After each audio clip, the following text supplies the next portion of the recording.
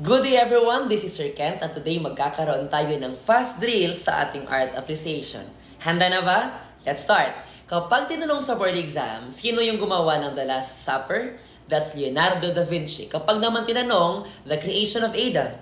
That's Michelangelo. Kapag naman tinanong, The Pietà, sinong gumawa? That's Michelangelo. Kapag tinanong, sinong gumawa ng The Vitruvian Man? That's Leonardo da Vinci pa rin. Kapag The School of Athens, that's Raphael. Kapag tinanong, sino gumawa ng The Starry Night? It's Van Gogh. Kapag tinanong, sinong gumawa ng The Mona Lisa? It's, of course, Leonardo da Vinci. Kapag La Gioconda, Da Vinci pa rin. Kapag The Ceiling of Sistine Chapel, that's Michelangelo. Kapag tinanong naman, sinong gumawa ng marble sculpture ng David?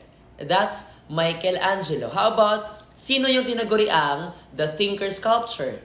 That's Rodin. Sino naman yung tinatawag na the father of abstract painting? That's Wassily Kandinsky. Kapag tinanong, who wrote What is Art? It's Leo Tolstoy. How about the composer ng Fifth Symphony? It's Ludwig van Beethoven. Kapag tinanong, who is the internationally renowned pianist? That's Cecil Lican. Kapag tinanong, who painted the planting rice?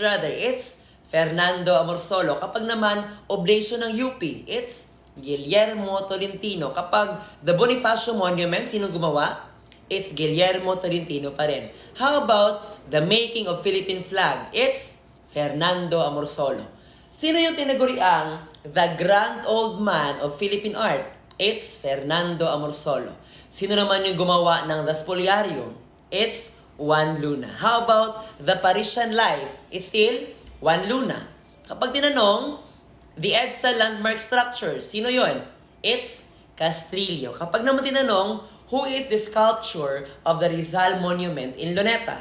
It's Richard Kisling.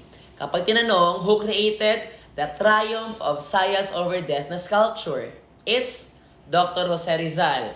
Kapag naman, yung kanyang mga gawa, ang tema ay patungkol sa fisher folk at mga farmers, it's Carlos Butong Francisco. Kapag tinanong, the lyricist of bayan ko, it's Jose Corazon de Jesus. Pero kapag tinanong, sino yung gumawa ng music, naglapat ng music ng bayan ko, it's Constancio de Guzman. That's it for our fast drill in art appreciation. This is Sir Ken. God bless everyone.